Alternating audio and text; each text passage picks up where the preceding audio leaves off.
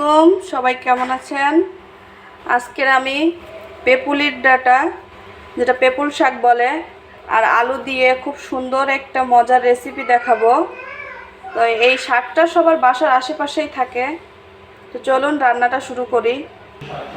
প্রথমে প্যানে তেল দিয়ে নিয়েছি। তেলটা একটু গরম হয়েছে। তেলে আমি খুব ভালো করে কই মাছগুলো আগে ভেজে নিচ্ছি। আমি মাছগুলো খুব বেশি ভাজলাম না, হালকা লাল করে ভেজে নিচ্ছি। আপনারা চাইলে যে কোনো ছোট মাছ দিতে পারেন। পেপুল শাক রান্না করার জন্য কড়াইতে আমি তেল দিয়ে দিলাম। তেলের উপর কয়েকটা জিরা দিয়ে দিলাম। একটু বড় বড় করে কাটা পেঁয়াজ আর রসুন কুচি তেলের উপরে দিয়ে দিলাম। আর 2টা কাঁচামরিচ চেরা দিয়ে দিচ্ছি। পেপুল শাকে আপনারা ঝাল একটু কম করে দেবেন, কারণ শাকের যে ডাঁটাটা সেটা একটু ঝাল ঝাল খেতে, এজন্য দেখা যায় বেশি ঝাল দিলে আপনার বাচ্চারাও খেতে পারবে না এই শাকটা। এবার যতটুকু লবণ লাগছে আমি এখনই দিয়ে দিচ্ছি, আর পরিমাণ মতো হলুদ গুঁড়ো।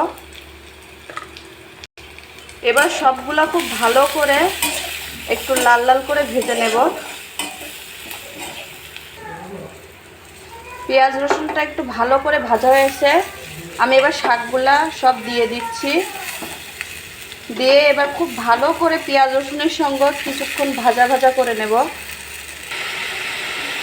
শাকটা এবার খুব ভালোভাবে নেড়ে চেড়ে একটু ভাজা ভাজা করে নেব।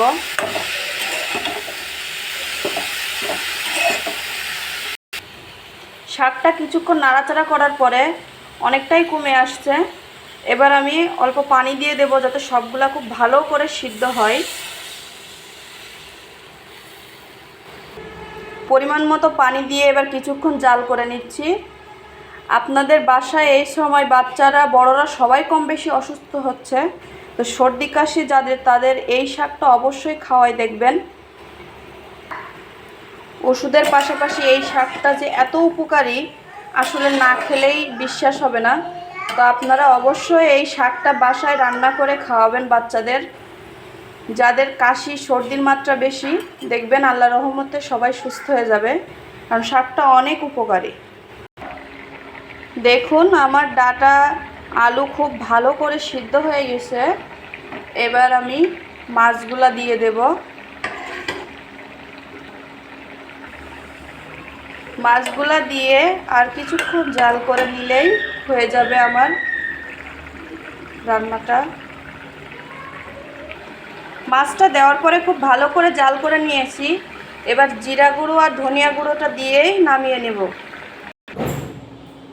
দেখে হয়তো ভাবছেন যে খেতে অতটা মজা হবে না, কিন্তু আপনারা বাসায় এইভাবে রান্না করে অবশ্যই খাবেন। আশা করি আপনাদের ভালো লাগবে, কারণ এটা আমি আগেও অনেকবার খেয়েছি। আর এটা বাচ্চাদের বড়দের সর্দি কাশির জন্য অনেক একটা উপকারী ঔষধও বলতে পারেন। তো ধন্যবাদ কষ্ট করে শেষ পর্যন্ত আমার ভিডিওটি দেখার জন্য। আসসালামু আলাইকুম।